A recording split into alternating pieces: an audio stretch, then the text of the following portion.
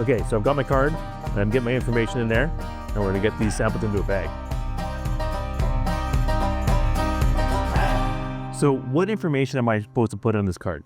Okay, so the most important thing for us is we want contact information so that if we ever did get a positive result, we're going to contact the hunter immediately and directly.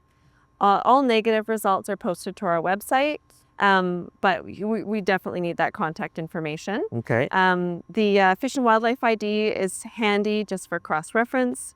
And then we want some information about the animal, right? Because if a hunter's collected the tissues and submitting, we don't know what species or sex. So collecting that basic information for us, really important for surveillance.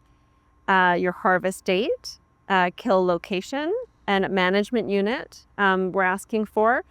Now, in certain areas of BC, it's really important that we actually have coordinates on these animals, especially in the CWD management zone. So we're asking hunters across the province to start doing this now. Okay. And we have an online tool, so you can go to our website and drop a pin on a map, and then we have those coordinates. And that data is going to be, not shared publicly ever. Those harvest. Would I have to get my secret spot? No, I mean, I'll see it, but I won't share that with anybody. Yeah. Okay, so I'm gonna go into my Hunter app and pull a UTM coordinate off of here. Perfect. For the location. Great. How it was killed, harvested, or motor vehicle. Any other features, there's a bit of space at the bottom there. Any other noteworthy descriptions of the animal, but the stuff at the contact information and that animal information and the location information are really the key points. Cool. Yeah. So now that we've done this, that was pretty easy, right? That was pretty easy. So you see this red number here? Okay. That's a unique ID for this sample. Okay. And so that's what you're going to use to look up your results. So you can tear off that section of the card, and that's for you. So we'll keep this part of the card with all the information with the sample, and you're going to keep that. So you have that. And actually, did you put that in your pocket? Yeah. If you flip that over, you'll see there's actually a QR code there where you can look up your results. How long do I have to wait till we may get a result? Yeah, so we're really trying to tighten that up, and it's going to be a little bit different across the province, but anywhere that we have mandatory testing in our CWD management zone, that's our priority. Okay. And so we are doing weekly sampling sessions to get those samples off to the lab in Abbotsford as quickly as possible. And once it gets to the lab, it'll be a 2-week turnaround on results.